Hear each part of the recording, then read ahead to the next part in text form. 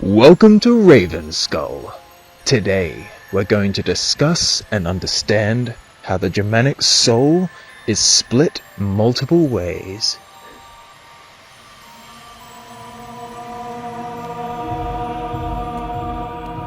Be prepared to enter a world stranger than you have ever imagined. The world of witchcraft, magic, and ritual.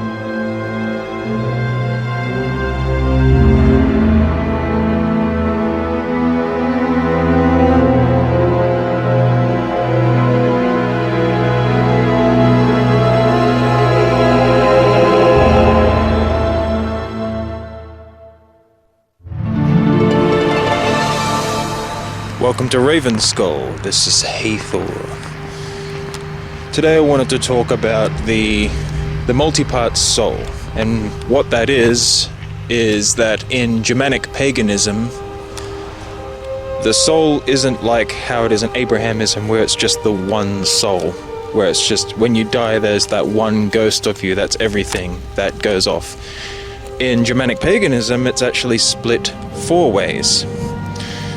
Now, just a quick disclaimer, I primarily do Germanic paganism, that's separate from Nordic paganism, but in this case, there's almost no information on Germanic paganism on how they saw the soul. The only surviving information that I have is from Nordic sources. So, like in that scene in Jurassic Park where they have the DNA of a dinosaur that's incomplete and they fill the gaps in with the frog DNA, I am going to have to use the Nordic to fill in the gaps for the Germanic. And just another add-in for those who say it's the same thing. Well, no, it's actually different. Germanic paganism and Nordic paganism aren't one-to-one. There's a lot of differences between the two. For example, in Germanic paganism, there's 3 realms, but in the Norse system, there's 9 realms. So not everything is the same. There's a whole, and it goes deeper than that. But anyways, back on topic. The multi-part soul. Your soul in Germanic paganism is split 4 ways. Some of them are pretty basic, and others are quite complex, where it took me a while to wrap my head around. So I've tried to word it in a way that's easy to come across. So I'll just go through the list. So the first part of the soul is one of the most basic to understand, is the flesh, as in your blood and bones itself. The flesh is the form, the skin, the shape. It also controls things like your general vibe that people can pick off, that they can feel off looking at your physical form. Things like aura, or even your Vril.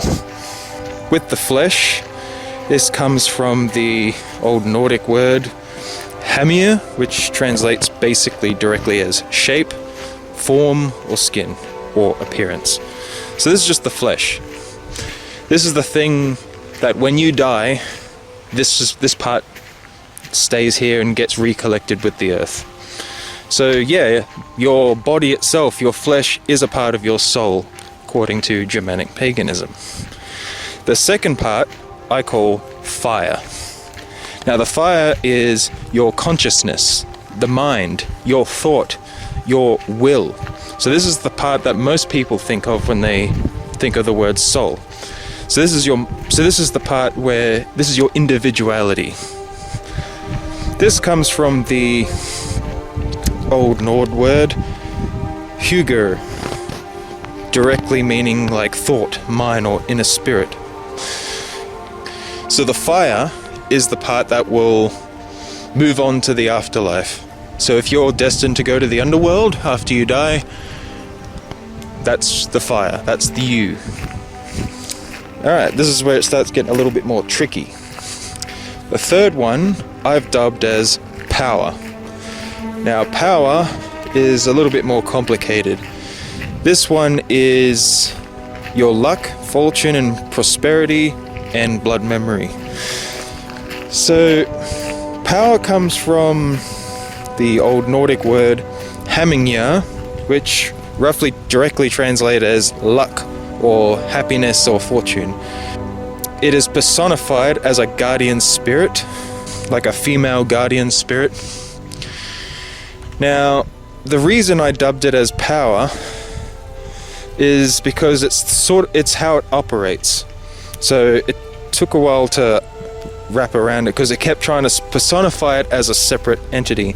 But what it essentially is if you do good and honorable acts in your life, it increases your power. Kind of like karma, kind of like good karma.